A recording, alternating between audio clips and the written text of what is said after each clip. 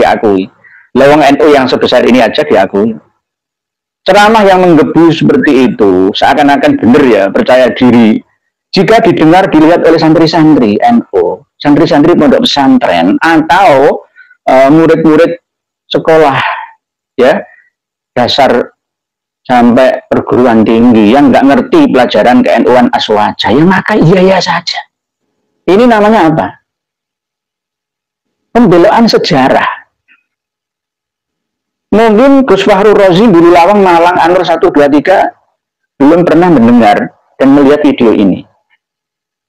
Tolong buka Kang Fahru Rozi. Buka mata hati dan mata batin panjenengan, mata dohir panjenengan. Semua buka. Ya. Kiai Junaiduddin Utsman dan kawan-kawan itu membela marwah, ya, muruah, wibawa, Nahdlatul Ulama. Justru malah Anda menilai sebaliknya. Kami ini meluruskan sejarah NU yang sudah dibelokkan. Berikut underball yang ada di bawahnya. Di antaranya adalah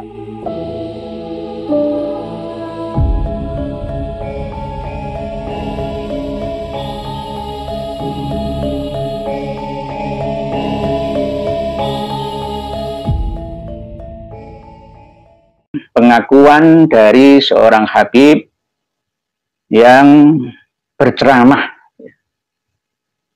Ceramahnya jelas-jelas bikin yang ngerti pelajaran Aswaja ke-NU-an itu marah. Karena apa? Mengubah sejarah.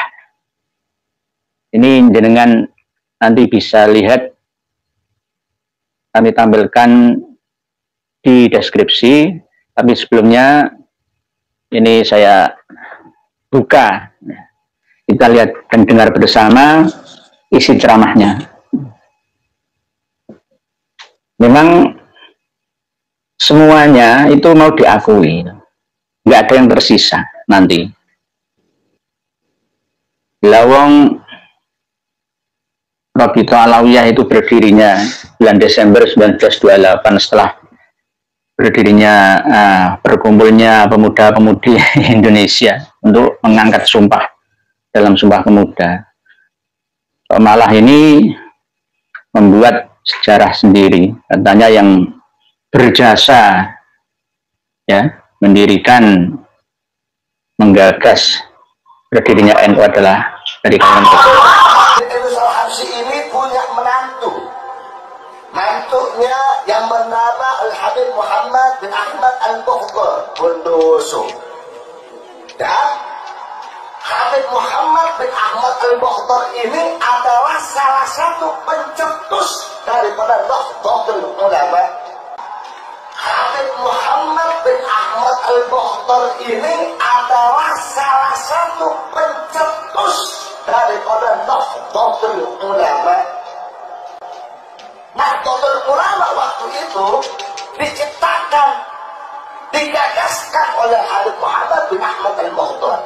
Nahdlatul Ulama waktu itu diciptakan, digagaskan oleh Habib Muhammad bin Ahmad Al-Bukhdar.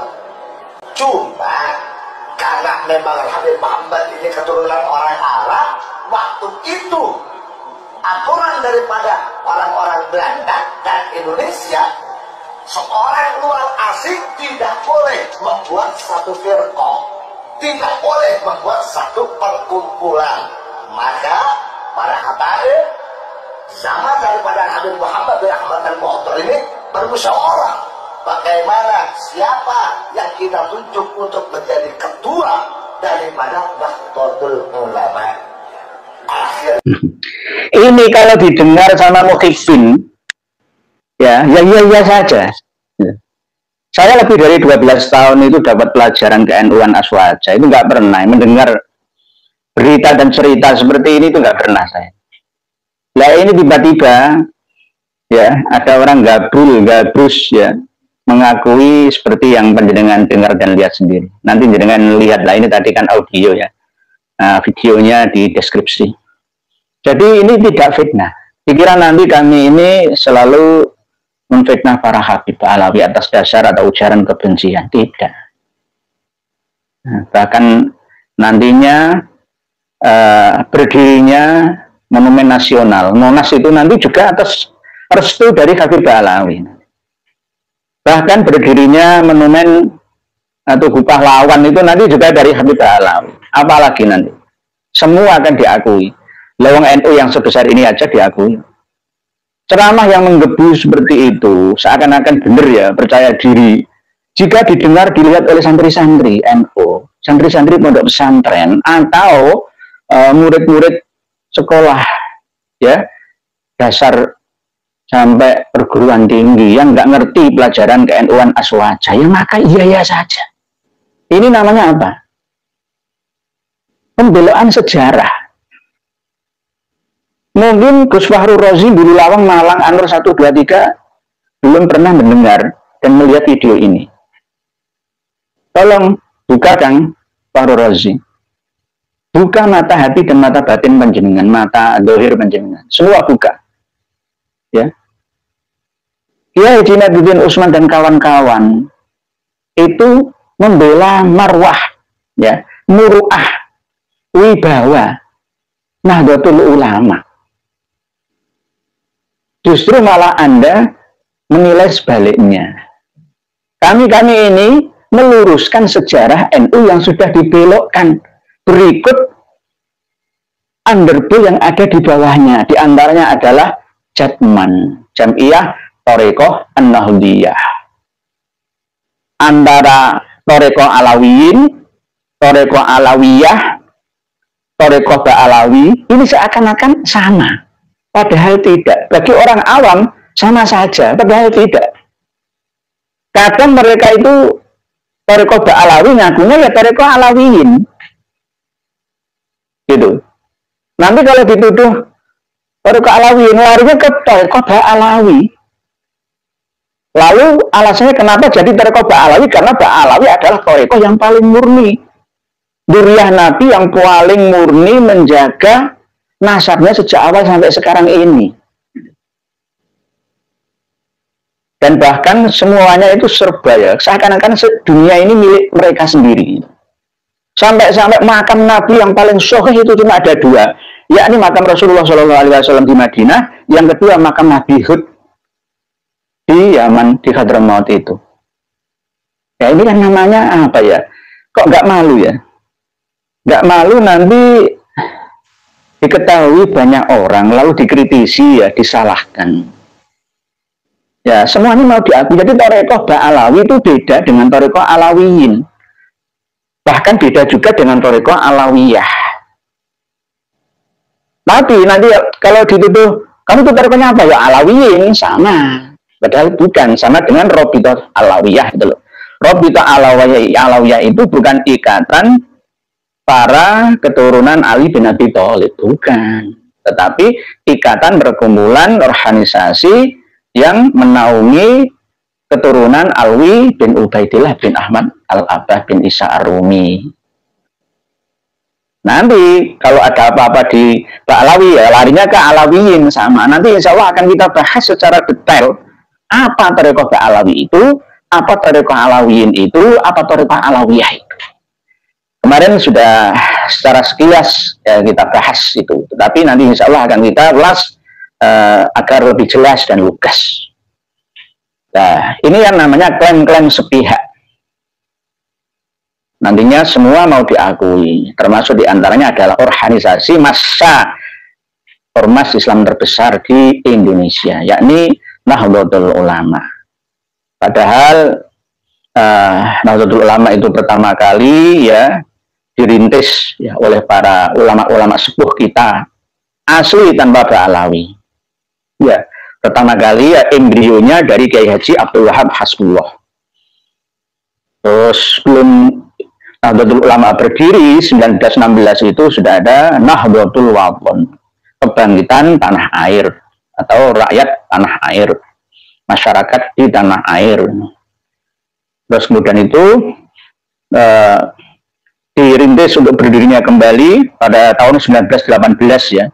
Nahdlatul Tujar, yakni kebangkitan para pengusaha, pedagang.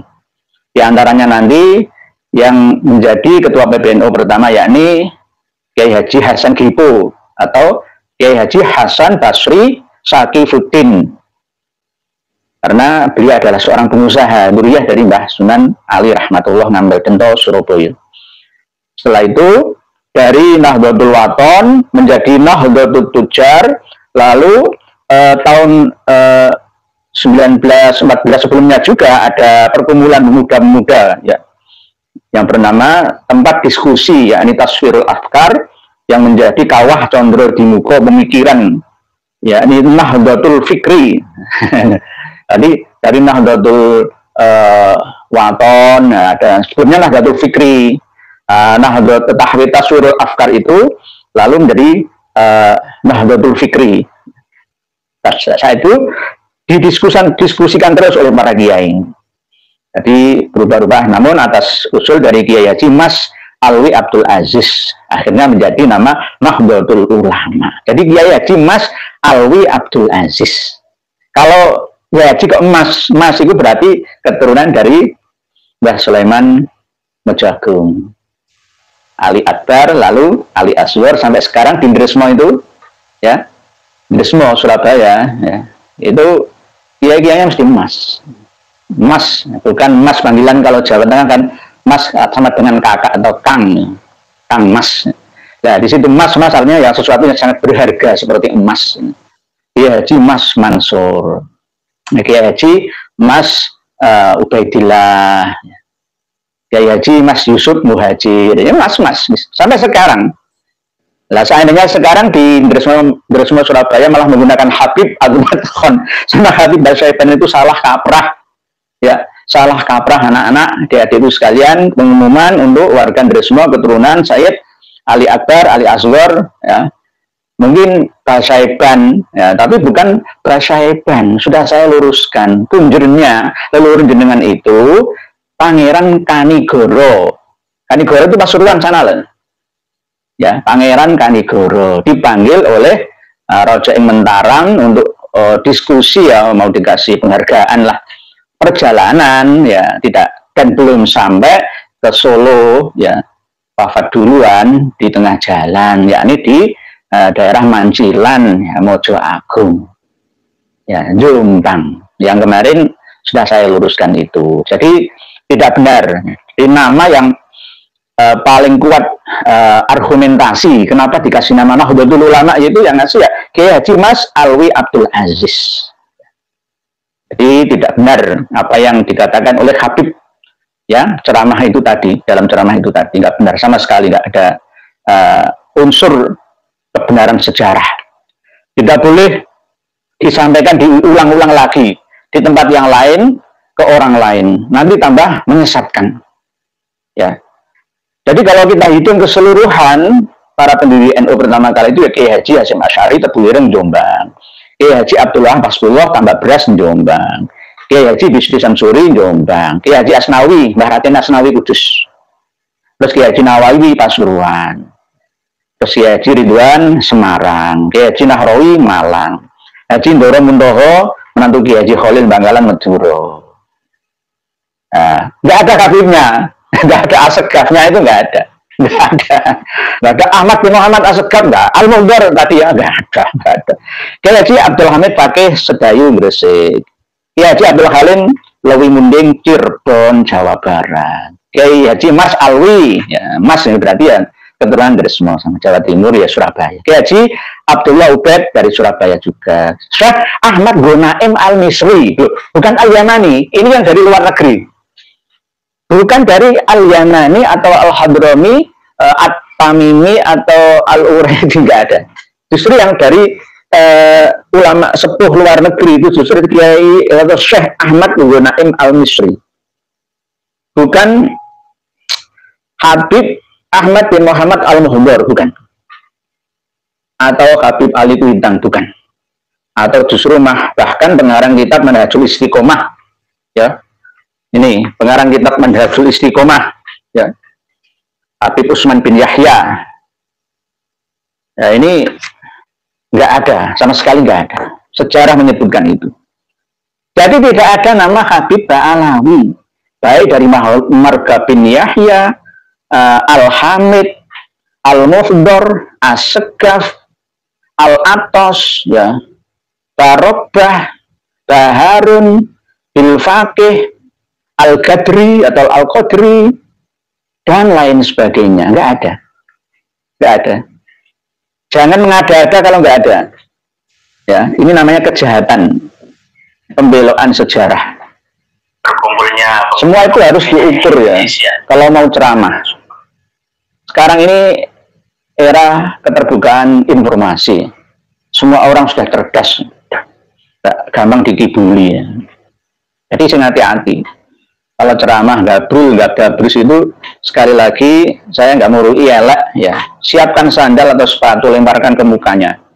Kalau masih gabrul, khurafat, ya, saya menyarankan seperti itu. Nanti kalau bilang siapa yang nyuruh, Kiai Haji Nur Yahya Surabaya, itu aja. Kalau memang menipu, berisi khurafat dan mengaburkan sejarah. Tapi kalau berisi tuntunan ibadah, ya, muamalah, nggak apa-apa. Jangan dilempar, nanti saya tetap salah.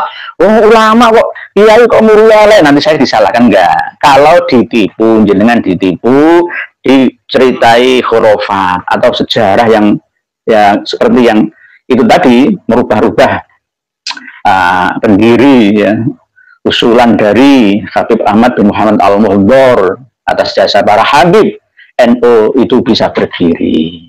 Nanti apalagi? Buktinya sekarang makam-makam pun juga diakui milik mereka. Wali Songo ibarat pohon itu ditempeli benalu, ya, lalu pohonnya kurus, kering, mati, ditendang, habis keturunannya, ingkirat. Itu polanya seperti itu.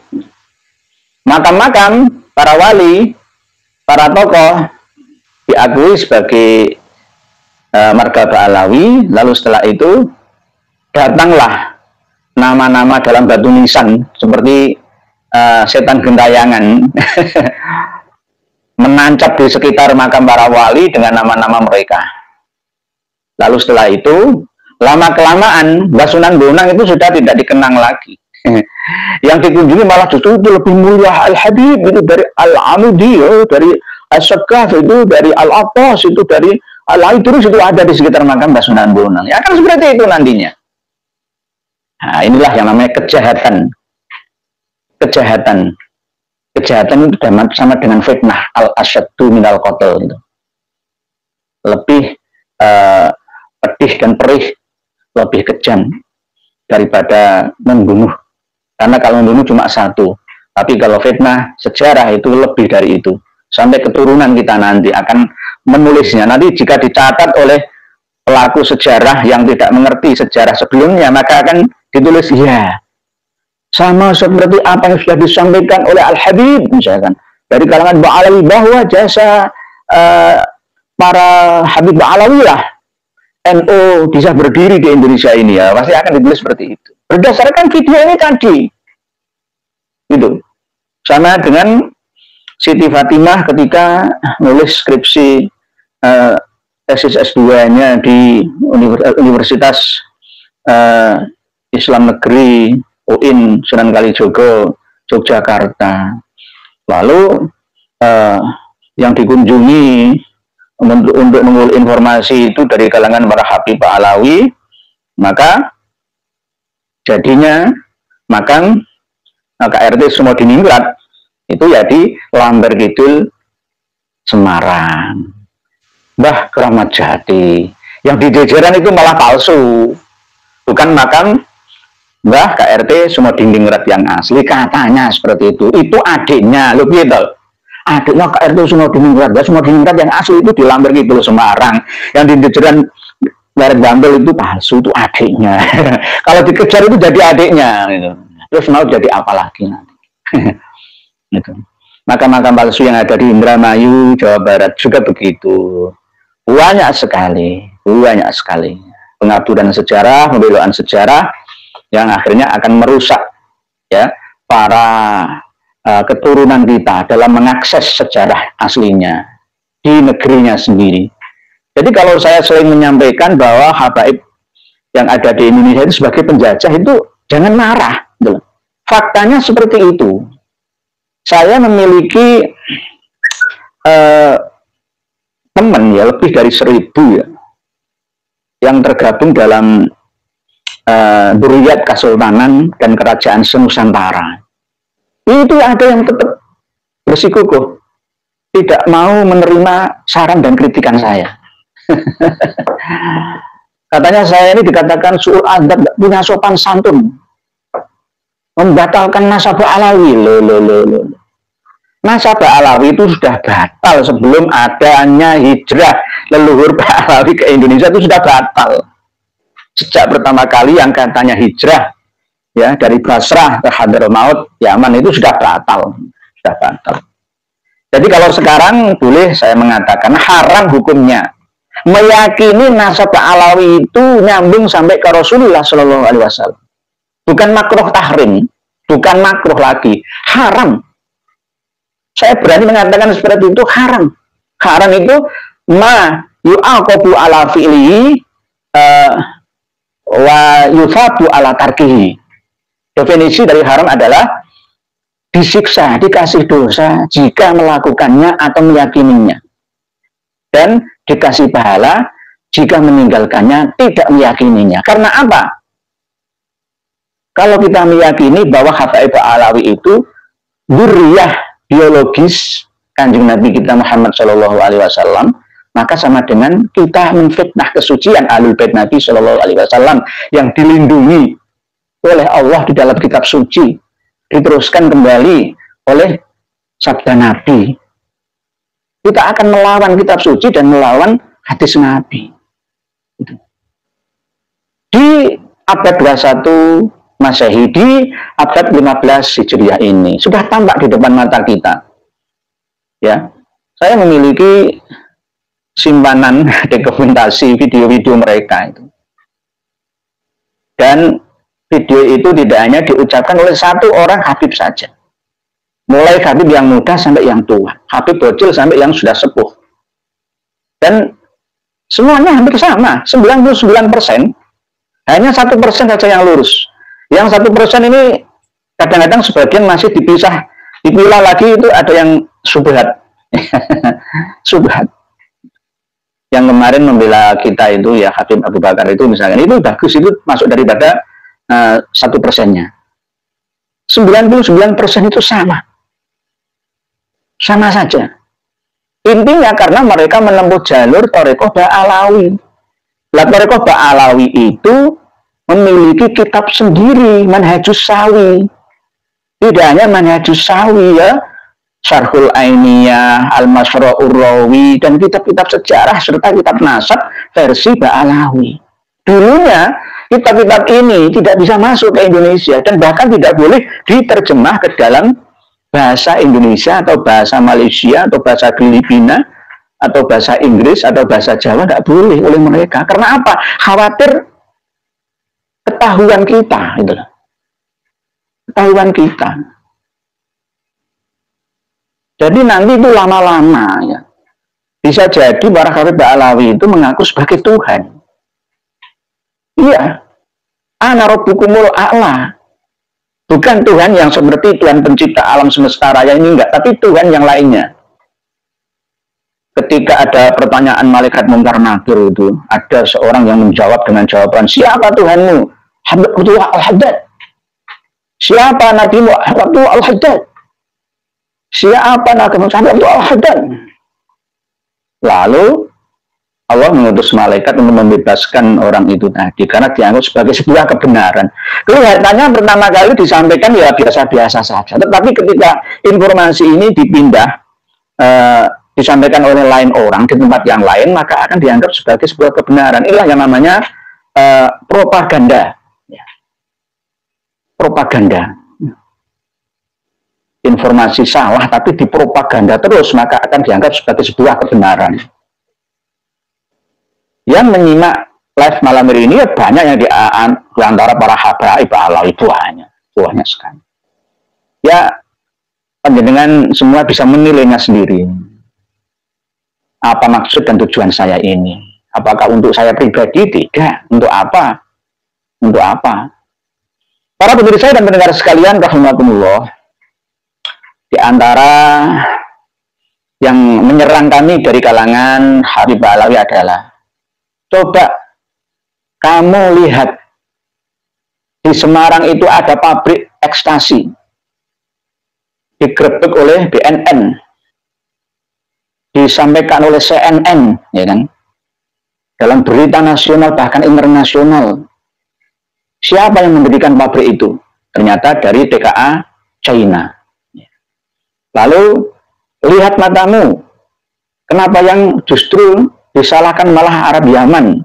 Kok enggak Cina-Cina itu? Nah, saya dikatakan seperti itu. Saya tetap meluruskan pemahaman yang menurut saya mereka itu kurang paham. Selama ini apakah saya itu menyampaikan informasi yang mengandung unsur rasis? Tidak, saya tetap menjaga diri. Jangan sampai rasis itu terjadi.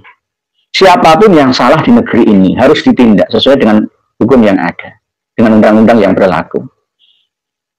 Misalkan yang begini, ya, pabrik ekstasi di Semarang itu orang Yaman sekalipun dia tetap salah. Orang China sekalipun dia tetap salah. Nggak ada undang-undang yang membenarkan itu. Dari segi kesehatan akal, generasi kita sudah diracuni oleh ekstasi, narkotika.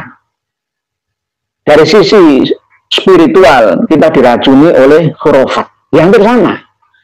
Kalau khurafatnya nggak kelihatan fisik bentuk benda yang dikonsumsi itu kan enggak.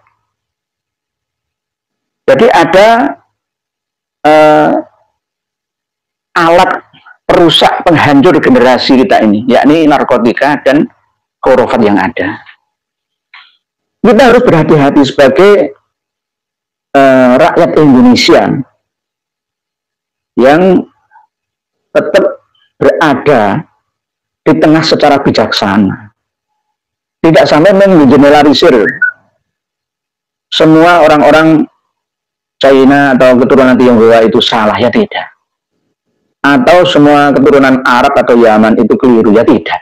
Kita tetap berada di tengah sebagai generasi bangsa yang terpilih ini, ya bangsa Nusantara ini. Kita ini dianugerahi oleh Allah, dipilih oleh Allah untuk mengelola sumber daya alam yang ada di sini. Mulai dari Sabang sampai Merauke, mulai dari Miangas sampai Pulau Rote. Itu milik kita bersama. Oleh sebab itu, jika sejengkal tanah atau setetes air laut sekalipun ya diganggu oleh kepentingan asing, maka kita wajib membelanya. Bela negara. Bela negara. Bela negara tidak hanya abdi negara dari kalangan TNI Polri saja, ya tidak, semuanya. Jadi tetap salah ya tetap salah. TKA Cina harus tetap diawasi juga. Kita tidak boleh ceroboh. Kelemahan kita itu pada pengawasan, dan kelemahan kita yang paling fatal yaitu suka disogok dengan uang. Itu kelemahan kita. Ini sudah dipelajari oleh mereka, baik dari agen-agen intelijen asing, ya, itu mereka mempelajari kelemahan hukum yang ada di negara kita, sekaligus mental masyarakat kita, pejabat kita. Kalau pejabat kita itu mudah disogok, pasti akan jelas mulus mereka menindas kita melalui undang-undang yang ada. Ada selipan-selipan pasal-pasal, ya. Satu kalimat saja itu bernilai miliaran rupiah. Nah, inilah kelemahan kita ini. Kelemahan kita itu di situ. Mudah terlena, ya, dengan rayuan harta dunia. Lupa akan kawan-kawan kita, generasi kita, manusia lainnya di sekitar kita. Ini yang sering kita lupakan. Bahkan sejak dulu, ya, karena aset yang berharga yang berupa buku-buku dan manuskrip kuno dirampas oleh Belanda, kita ditinggali ampasnya, ya, maka hasilnya ya seperti ini. Menganggap bahwa dokumentasi kearsipan kita itu tidak begitu penting, ya.